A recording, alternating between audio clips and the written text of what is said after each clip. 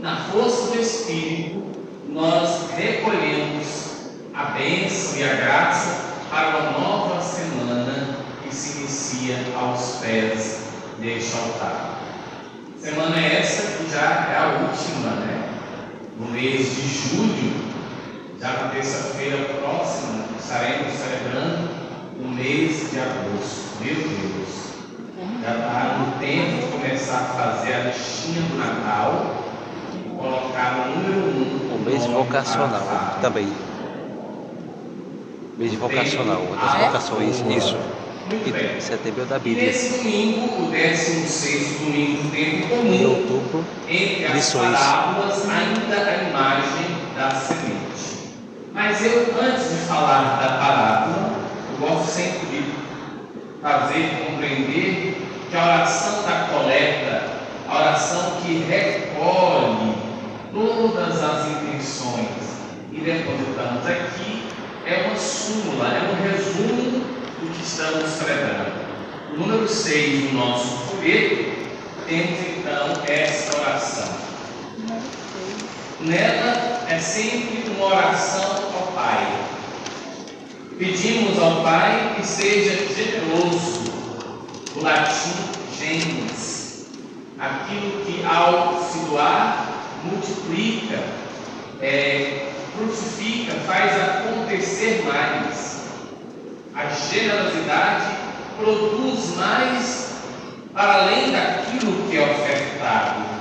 Então pedimos a Deus que Ele seja generoso para com os vossos filhos e filhas e que multiplique em nós os dons da vossa graça. Essa prece é fundamental, porque a graça nunca é tacanha, ela é sempre generosa, ela produz mais, de modo que nós fiquemos repletos de fé, esperança e caridade. Fé que nos faz ver para além do sensível, nos faz contemplar o invisível. A esperança que nos faz crer no novo amanhã, lembrando sempre aquela distinção célebre do teólogo Rubem Alves, já falecido.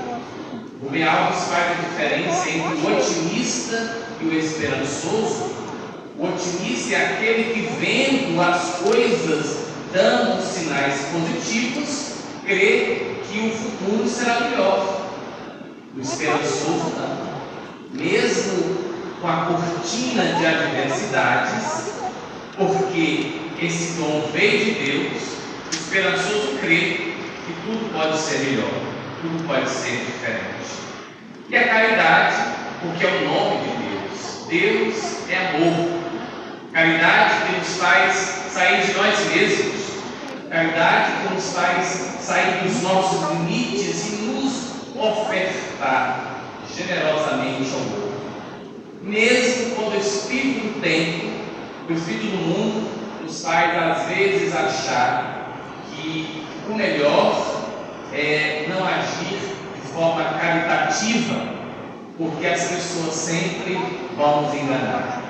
Quem perde é quem não experimenta a graça do amor, da entrega, da oferta de si mesmo.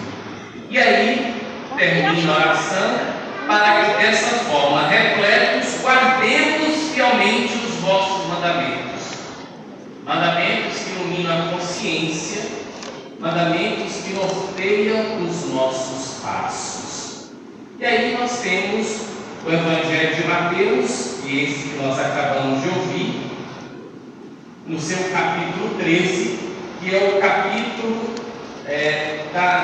que resume, que recolhe parábolas. É o capítulo das parábolas. As parábolas são um modo de transmitir o ensinamento por via de imagens. Nosso Senhor, e não só Ele, mas outros do seu tempo, e também na comunicação moderna, nós nos utilizamos de imagem para transmitir uma mensagem. Então, essas imagens não podem ser tomadas em si mesmas, mas perceber que elas nos remetem à mensagem, nos remetem à compreensão da boa nova do Senhor. primeira imagem, aliás, as três imagens nos ajudam a compreender o reino. Para nós, reino ficou meio que perdido, porque no Ocidente, salvo a Espanha e o Reino Unido, talvez a Dinamarca, né? São poucos os reinos, a compreensão de reino. O mais próximo de nós é a figura do monarca britânico. Tivemos há quase um ano a morte da Rainha Elizabeth, e há pouco, em maio, se não falha a memória, tivemos a coroação do rei Charles. Então, são essas as imagens que permeiam o nosso imaginário, daquele rei e dos seus súditos. E, mais ainda, muito mais profundamente no nosso imaginário coletivo, a ideia da monarquia absolutista, onde o rei manda e os súditos obedecem. Só que essa imagem não se aplica ao reinado de Deus. Podemos falar rei, podemos falar reinado. Tem um biblista espanhol, Luís Alonso Schecker, que prefere usar reinado. O que significa então esse reinado? É quando Deus propõe e nós, em nossa liberdade, acolhemos a proposta. E aí permitimos que Deus haja. O rei Deus não impõe, ele propõe. E nós, em nossa liberdade, aderimos ou não a isso que ele está nos oferecendo. E o reino é esse grande campo preparado, onde o Senhor joga a semente do trigo para gerar alimento, mas o inimigo vem à noite e faz ali a traquinagem, joga joio no meio da colheita. E o que acontece? Acontece que nós todos experimentamos em nossa vida, vez ou outra, percebemos que em nós, campo de Deus, aqui em São Paulo, muitas vezes há trigo, muitas vezes há joio. E aí, este ímpeto de resolver as coisas, queremos tirar de forma abrupta. E o mestre nos ensina: calma, ante as adversidades, ante os problemas, ante as desventuras, ante as situações incômodas, é preciso que tenhamos paciência. E aí, dois remédios: tempo e distância, para que nós consigamos fazer aquilo que Santo Inácio de Loyola vai nos ajudar a fazer o discernimento. Como eu sei que o que em mim está é trigo ou joio? Quando eu percebo que aquela situação está salvaguardando a paz, mesmo diante do conflito, eu estou em paz. Sinal de que Deus está agindo, que você está colaborando com o Senhor. Mas se você está inquieto, se você está desnorteado, se você está querendo tomar uma decisão e ainda está sentindo aquele peso no seu ser, pondere tempo e distância para compreender se é o Espírito de Deus ou se é o Espírito humano.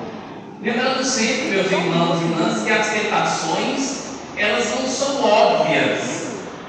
Ninguém se depara com a ação de Deus e com a ação do mal de nós, que é do mal. Não é fácil. Porque as tentações, elas brilham, mas não iluminam. Elas ofuscam e muitas vezes cegam. Só a luz de Deus ilumina. Então o reinado de Deus propõe isso, que nós cooperemos para que em nós, gradativamente, seja crescido o trigo e seja calmamente retirado o joio. A outra imagem é a pequenina semente de mostarda, que lançada no chão gera uma grande árvore. Essa árvore é a imagem do Cristo, que se torna abrigo e refúgio. Quem for a Aparecida verá na grande cúpula uma grande árvore, onde as aves vão encontrar abrigo desta árvore. Essa árvore é Cristo que nos aguarda para que nele nos abriguemos. E por fim, o reino é essa realidade tão sutil, um punhadinho de fermento em 3 porções de farinha, onde vamos mexer, fazer um pudim e entregar para o Padre. Ou seja, uma coisinha tão simples, mas que levedou a massa e gerou o alimento. Mas é interessante, e aqui a gente tem que levar para casa e não passar de forma desapercebida. Jesus explica a questão da parábola do joio. Quem lança o joio é o maligno. Se vocês olharem bem, o nome maligno está escrito com M maiúsculo. Isso para nos fazer compreender que o maligno é uma pessoa, é substantivo próprio, ele existe. E mais à frente, ele recebe outro nome, diabo, o adversário, o divisor, aquele que desagrega, aquele que separa. Tenhamos cuidado, queridos irmãos e irmãs. À medida que nós vamos para o bem, à medida que nós crescemos em Deus, à medida que nos aproximamos do Senhor, mais as forças do mal querem nos separar, querem nos dividir. Isso é no namoro, isso é no trabalho, isso é no casamento, isso é nas atividades sociais, na família, no bairro, na igreja. Não nos enganemos. Nós estamos num constante conflito. E se nós não estivermos atentos e querendo a ação de Deus em nós poderemos nos perder. E aí, o livro da sabedoria diz algo muito importante. Lá na primeira leitura que nós ouvimos, no capítulo 12, versículo 17. Deus mostra a força dele a quem não crê na perfeição do seu poder. Olha que interessante. Deus mostra a sua força. Eu não creio em Deus. Chegará um instante em que Deus se fará conhecido. Deus vai se revelar. Deus, então, mostra a quem não crê na perfeição do teu poder. E diz lá que os que te conhecem castigas o seu atrevimento. Isso aqui é fundamental, sabe por quê? Porque a nossa intimidade com Deus às vezes cresce de tal forma que às vezes nós achamos que Deus é nosso parecer. Nós começamos a querer dominar Deus. Nós começamos a ter aquilo que diz São João da Cruz, a gula espiritual. Queremos agir de modo que eu consiga fazer com que Deus realize a minha vontade. Deus vem e nos derruba, para que nós tenhamos consciência de que Ele é Criador e que nós somos criatura. E por isso que, vez ou outra, nós experimentamos 2 noites. Uma é a noite escura do Espírito, que poucas pessoas experimentam, porque são pessoas em alto grau de contemplação. E essa noite escura do Espírito, Deus dá a quem Ele deseja. Só que nós, no geral, experimentamos a noite escura dos sentidos. Quando ficamos meio perdidos, quando ficamos meio frios, quando ficamos com vergonha. Isso é para frear e nós percebermos que Deus é a nossa força. Temos talentos, aptidões, temos inteligência, etc. Que bom, mas somos sempre dependentes de Deus. Sempre. Tanto é que São Paulo vai dizer, quando ele pede mais, nosso Senhor fala, basta-te a minha graça. E aí depois São Paulo entende, quando fraco é porque eu sou forte. Porque quando eu experimento a minha fraqueza, eu compreendo a grandeza de Deus. E qual é a nossa missão? O texto diz: assim procedendo, ensinastes ao teu povo que o justo deve ser fulano. Isso aqui é antropologia pura, é antropologia na veia. Nós não podemos desejar ser anjos, nós somos feitos humanos, e como tais, quanto mais humanos nós formos, mais estaremos em conformidade com a vontade do Senhor. Então não temos vergonha de sermos criaturas, de sermos frágeis, limitados. Não temos medo de recorrer a Deus, de suplicar a Ele, de nos apresentar a Ele. Não temos medo. Por quê? O salmista responde: ó Senhor, vós sois bom, sois clemente e fiel. Termino com a carta de Paulo aos Romanos. Tarefa para casa. Leiam o capítulo 8 dessa carta. O capítulo 8 é o coração da carta de Paulo aos Romanos. Carta aos Romanos é conhecida como a pérola teológica de Paulo. Olha o que São Paulo diz: o Espírito vem em socorro da nossa fraqueza, pois nós não sabemos o que pedir, nem como pedir. É o próprio Espírito que intercede em nosso favor com gemidos inefáveis. Irmãos, não temos medo de ficar de joelhos, não temos medo de estender nossos braços, não temos medo de murmurar, de balbuciar, não temos medo de suplicar a Deus que Ele venha em socorro da nossa fraqueza, não temos medo de apresentar ao Senhor aquilo que pesa sobre os nossos ombros, não temos medo de apresentar ao Senhor aquilo que nos angustia e que nos deixa amedrontados, não temos medo de clamar o nome do Senhor, não temos medo de nos confiar a Ele todas as nossas causas, não temos medo de pedir ao Senhor que pouse sobre a nossa casa, a nossa família, o seu braço forte, não temos medo de renovar nossa confiança em Deus e no nome dEle expulsar do nosso meio, da noite da nossa vida, as ciladas do mal. Não tenhamos medo de renovar a nossa fé no Senhor, não tenhamos medo de pedir ao Senhor a graça da perseverança e da constância.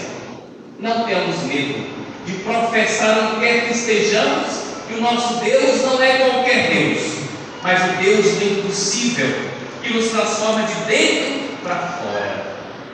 Ele vem em nosso socorro, porque o seu nome é amor. Louvado seja nosso Senhor Jesus. Seja o Senhor louvado.